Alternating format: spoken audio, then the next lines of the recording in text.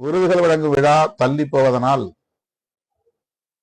தமிழ் தேசிய எழுச்சி மாநாட்டையும் நாம் தள்ளி வைக்க வேண்டும் என்கிற ஒரு நெருக்கடிக்கு நாம் ஆளாகி இருக்கிறோம்.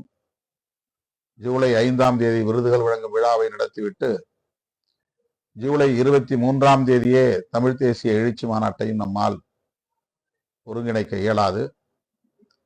வழக்கம் போல மாநாட்டை ஒட்டி மண்டல வாரியாக நான் சுற்றுப்பயணம் மேற்கொள்ள இருக்கிறேன்.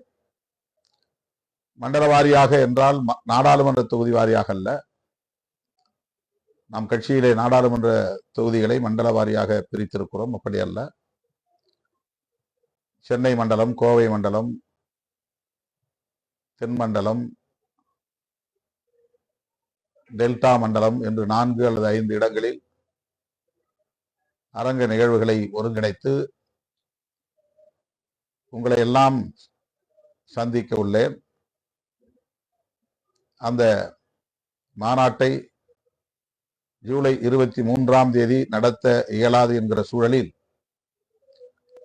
ஆகஸ்ட் 17 அன்று தமிழர் எழுச்சி நாள் அன்று தமிழ் தேசிய எழுச்சி மாநாட்டையும் நடத்துவது என்று முடிவு செய்திருக்கிறோம்.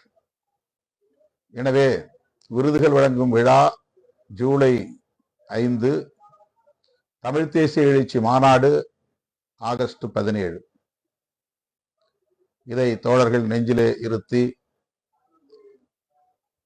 இதற்கான ஏற்பாடுகளை விரைந்து மேற்கொள்ள வேண்டும் என்று கேட்டுக்கொள்கிறேன்.